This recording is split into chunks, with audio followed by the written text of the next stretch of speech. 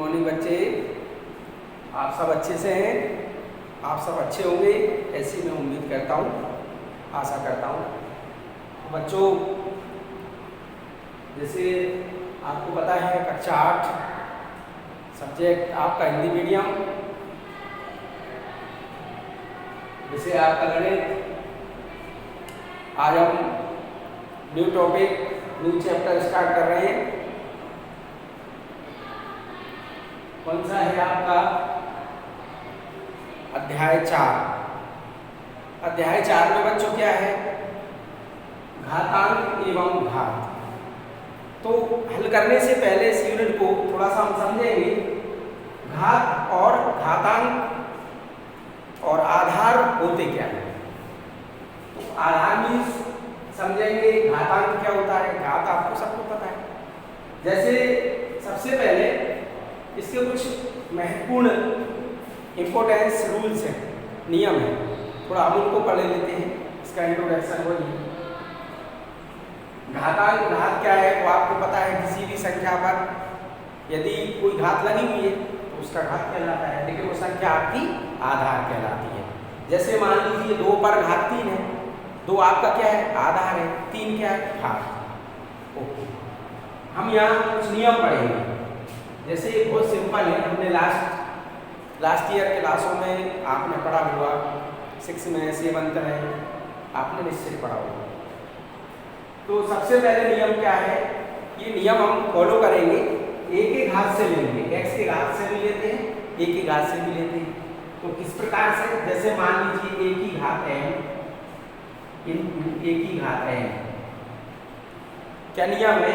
यदि मान लीजिए एक ही घात m हो इंटू एक ही घात n हो, आधार यदि समान हो तो नियम क्या लगेगा? एक ही power m plus n। Means गुणा में घातें जुड़ जाएंगे।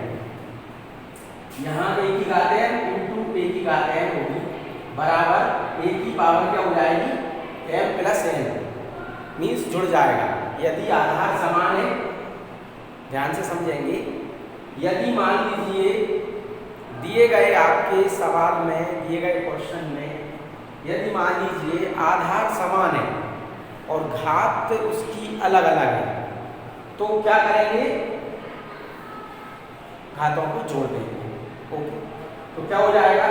एक ही घात m प्लस n, एक ही घात m धन n जोड़ देंगे।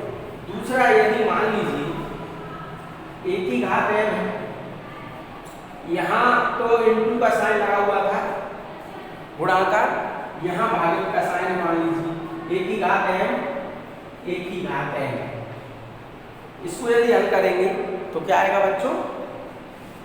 एक ही घात m माइनस n। क्या करेंगे?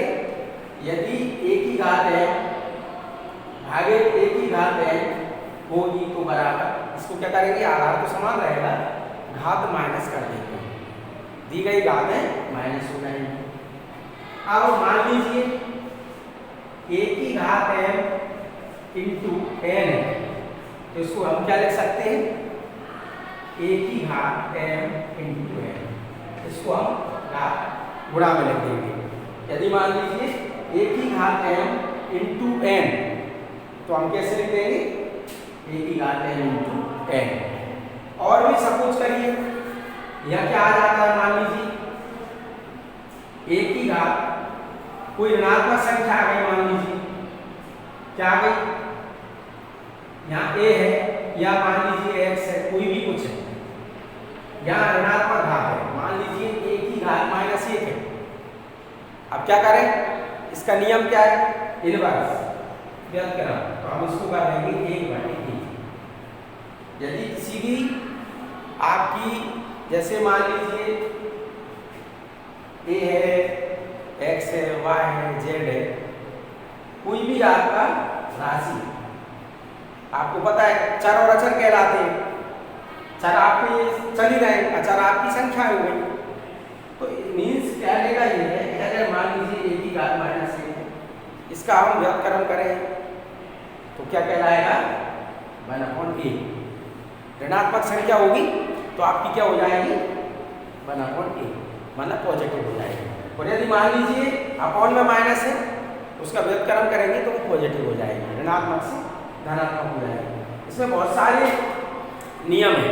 जैसे अभी तो ये चल रहा है, जैसे मान लीजिए एक आध नियम ऐसा भी आ जाता है, जैसे सपोज करिए ए की घात है इंटू, यहाँ हम क्या ले रहे हैं, ए की घात ले रहे हैं या बी की है, मान लीजिए बी ले लीजिए, चलिए ये ले लेते हैं, ए की घात है इंटू बी की घात है। अब इस तरह से आपके पास सवाल आ गया तो उसमें नियम हम शॉर्ट तरीके से करते हैं, नियम लगा देते हैं। यहाँ क्या हो जाएगा, ए की ए इंटू बी, दी गई संख्या का गुणा कर देंगे, घात आपकी समान हो जाएगी m, मीन्स या a की घात m गुणा b की घात m। अब हम क्या करें, इन दोनों संख्या का गुणा कर देंगे, घात आपकी समान है तो आपका घात क्या हो जाएगा, a गुणे b घात m। ये आपका रूल फॉलो हो जाएगा। इसी प्रकार से और भी है, जैसे सपोज करिए यहाँ a इंटू बी थी, यहाँ इंटू अलग अलग संख्या होगी तो क्या करेंगे, घातें असमान होंगी तो हम उसमें रूल लगा देंगे। जैसे अभी तो क्या था, ए की घातें हैं बी की घातें हैं, अब मान लीजिए यहाँ ए की घातें हैं बी की घातें हैं तो क्या करेंगे, अलग अलग हो गया ना, तो उसके लिए क्या करें, मान लीजिए ये तो अपने क्या था, आधार असमान थे लेकिन घातें समान थी, इसमें आधार क्या असमान थे, जैसे ए गुणित बी कर दिया लेकिन घात इसकी समान है। अब हम क्या करें, यहाँ मान लीजिए दोनों समान है, घात अलग अलग है तो क्या करें, जोड़ देंगे, नियम तो बनेगा नहीं। अब हम क्या करेंगे, और भी इसके नियम है, जैसे इसमें एक और नियम आता है, कई बार क्या होता है जब हम हल करते हैं तो संख्या हमारी क्या होती है, जीरो भी आ जाती है। जीरो मीन्स बच्चे आप समझें, जैसे मान लीजिए ये 6, अब हम क्या करें, यह सपोज करिए कभी कभी क्या होता है, x की घात 0 भी आ गई, y की घात 0 भी आ गई, या a की घात 0 भी आ गई।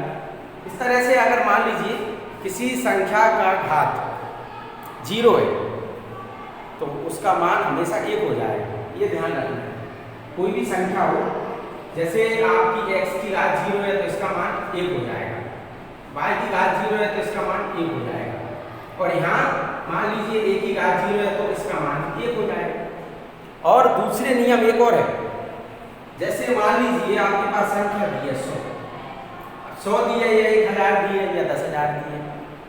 यदि मान लीजिए कोई संख्या है, उसका यदि मान यदि 0 है, उसकी घात उसका मान भी 1 हो जाएगा।